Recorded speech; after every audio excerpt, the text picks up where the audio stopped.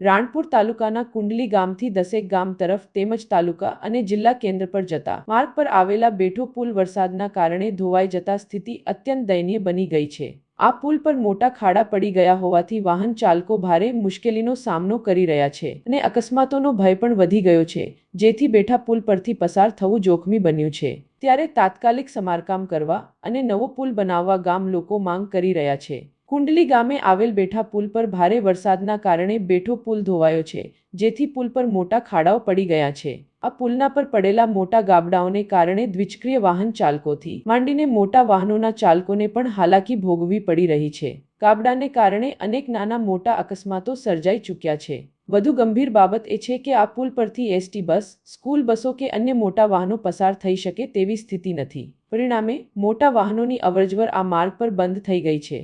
School વાહનો છેલ્લા કેટલાય દિવસથી કુંડલી ગામમાં આવી શક્યા નથી, જેના કારણે વિદ્યાર્થીઓ શિક્ષણથી વંચિત રહ્યા છે।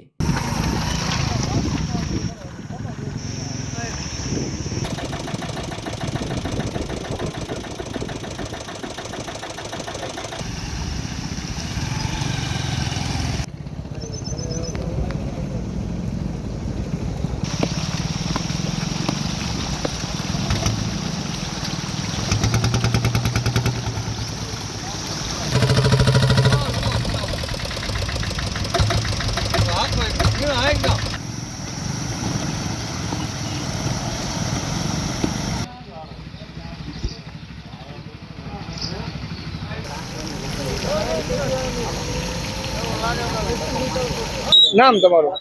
મુકેશભાઈ દયાળભાઈ કાલિયા, ગામ કુંડલી।